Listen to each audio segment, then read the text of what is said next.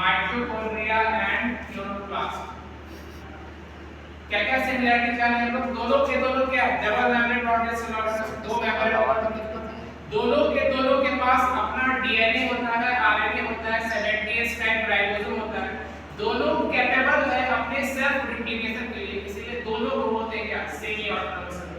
यानी दोनों के दोनों को बोलेंगे सेमी ऑटोनोमस सेल ऑर्गेनेल्स।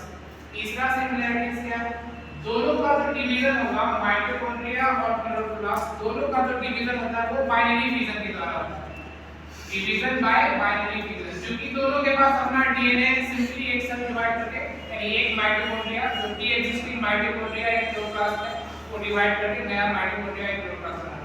यानी दोनों क्या होता है कि दोनों के दोनों इंडोसिम्बायोटिक हाइपोथेसिस को फॉलो करता है। Both mitochondria and chloroplast follows endosymbiotic hypothesis। एक बहुत ही अच्छा टर्म है कि endosymbiotic hypothesis।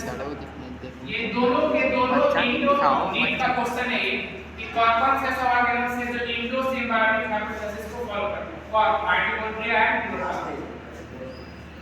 क्या रीजन है? क्योंकि देखिए यहाँ पे endosymbiotic hypothesis का मतलब क्या होता है कि माइटोकॉन्ड्रिया और क्लोरोप्लास्ट ये दोनों का जो ओरिजिन हुआ है ऐसा माना जाता है कि ये प्रोकैरियोट से हुआ। किससे हुआ है?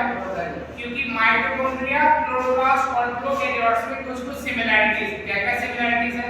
एक-एक करके देखते हैं। तो सिमिलरिटीज क्या-क्या? पहला सर्कुलर डीएनए, माइटोकॉन्ड्रिया में भी सर्कुलर डीएनए होगा, क्लोरोप्लास्ट में भी सर्कुलर डीएनए होगा और प्रोकैरियोट्स में भी सर्कुलर डीएनए। तो सर्कुलर डीएनए पहला सिमिलरिटी। और क्या-क्या है? 70s type ribosome, 70s type ribosome. Mitochondria में भी राइबोसोम 70s टाइप होता है, क्लोरोप्लास्ट में भी होता है और प्रोकैरियोट्स में भी कैसा टाइप का राइबोसोम होता है? तो ये दूसरा सिमिलरिटी। और क्या-क्या सिमिलरिटीज है तीनों में? तो डिवीजन बाय बाइनरी फिजन, तीनों में डिवीजन कैसे होगा? Binary fission. और क्या-क्या है? और बताइए क्या-क्या है? तीनों में क्या होता है? आरएनए होता है।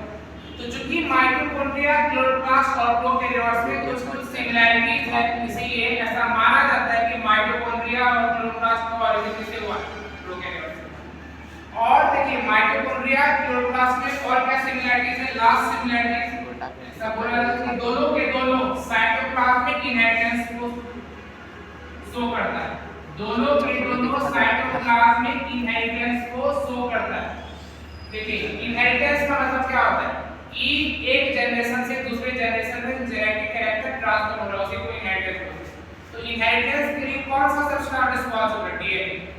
और डीएनए मेनली सेल में कहां होता है? एक तो न्यूक्लियस में होगा और दूसरा माइटोकॉन्ड्रिया और क्लोरोप्लास्ट में होगा। तो न्यूक्लियर डीएनए के चलते जो इनहेरिटेंस होगा उसको बोलेंगे न्यूक्लियर इनहेरिटेंस। और चूंकि माइटोकॉन्ड्रिया, क्लोरोप्लास्ट में कहां प्रेजेंट होता है? साइटोप्लाज्म में प्रेजेंट होता है।